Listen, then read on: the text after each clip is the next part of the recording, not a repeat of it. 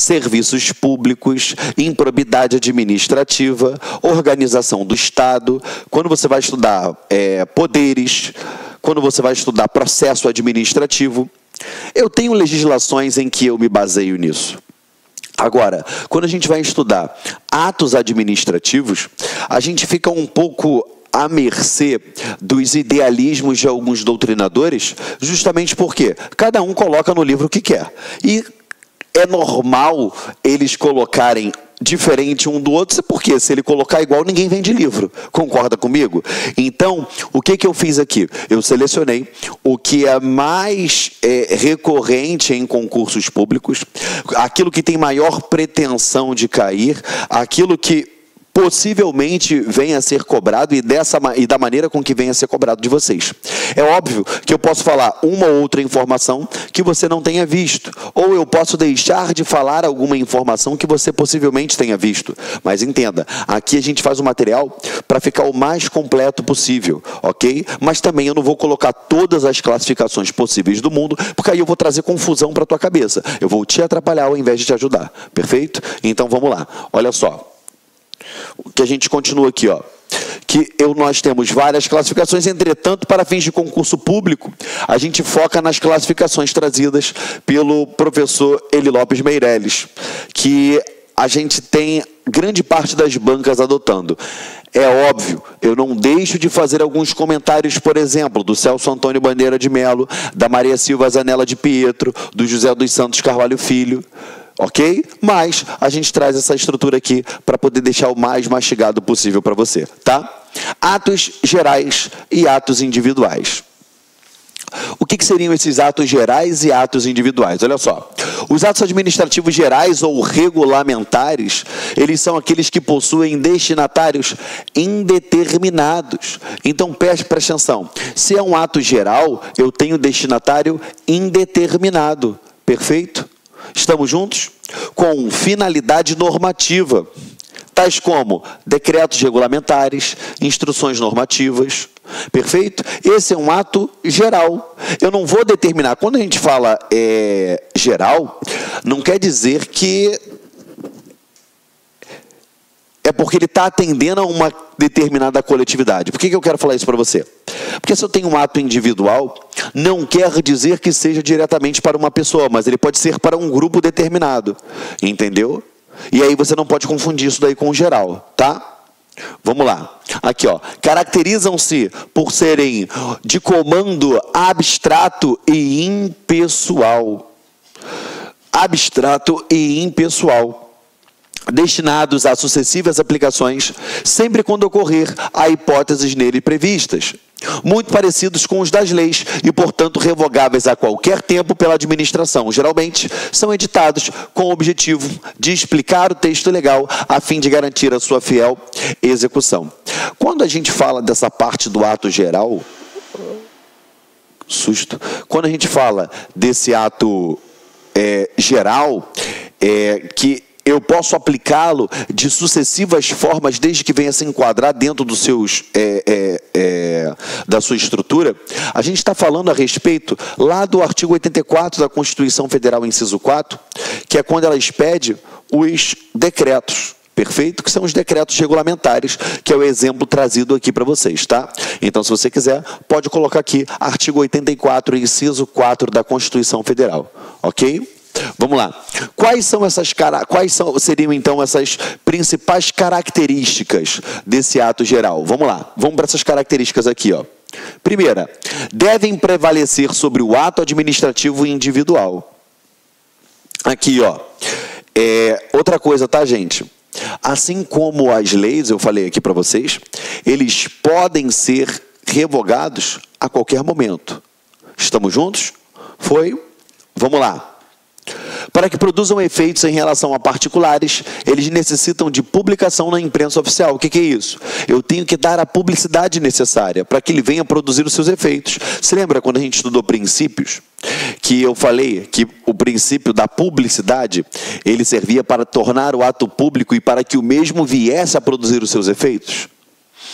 3, quando ele fala ali na imprensa oficial, é o diário oficial, tá? Ou então, se não tem diário oficial naquela localidade, eu vou colocar em um jornal de grande circulação, 3.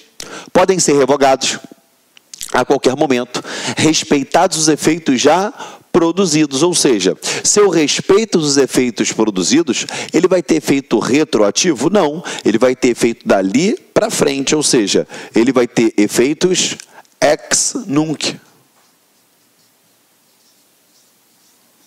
Perfeito? Efeitos ex nunc. 4. Os administrados, eles não podem impugná-los diretamente perante a própria administração ou poder judiciário, ok? Não vai ter essa impugnação direta, ok? Ao contrário dos atos gerais, os atos administrativos individuais são aqueles que possuem destinatários determinados ou determináveis, podendo alcançar um ou vários sujeitos, sendo possível citar como exemplo os decretos de desapropriação, a nomeação de servidores, uma autorização ou permissão. Como assim, Geraldo? Exatamente isso. Eu vou direcioná-lo para alguém. Ele vai ser o quê? Esse alguém vai ser determinado ou determinável. Entendeu? Ou determinável. E aqui a gente deu exemplo. Como é que a administração pública ela desapropria um imóvel? Através do decreto de desapropriação. Perfeito? Me dá um outro exemplo, então, de ato individual. Show de bola. Aquele que você tanto sonha para a sua vida. Qual? A sua nomeação. Porque quando for a sua nomeação, vai sair o quê? O teu nome, bonitinho, direcionado a você lá no Diário Oficial. Vai estar lá, fulano de tal, está sendo nomeado para aquele cargo. Perfeito? Isso é um ato individual, ok? Um exemplo, uma autorização, uma permissão, também é um ato individual. Lembrando, tá, gente, que aqui eu estou falando autorização e permissão na qualidade de ato, e não lá dentro dos serviços públicos, com a concessão, a permissão e a autorização. Não chega a isso, estou falando dentro de atos administrativos, tá bom? Perfeito? Vamos lá. A gente tem que ter atenção a uma coisinha, olha só. Para que um ato administrativo ele seja classificado como individual, não interessa a quantidade de destinatários, mas sim a possibilidade de quantificá-los. Definir a quantidade desses destinatários. Por exemplo, eu vou construir uma determinada rodovia de tal lugar a tal lugar. Eu consigo determinar a quantidade de casas ou a possibilidade de alcance que eu vou ter que desapropriar para poder construir aquela rodovia? Consigo. Então, independentemente da quantidade, ele vai ser um ato individual. Então, essa é a dica que fica para vocês. Não errarem em prova. O ato geral, eu não estou determinando para quem é. Eu aplico ele para qualquer caso que se enquadre dentro dos seus conceitos. Agora, diferentemente do ato individual, independe um número de pessoas, desde que eu consiga quantificá-las, desde que elas sejam determinadas ou determináveis. Perfeito, galera? Estamos juntos? Vamos lá.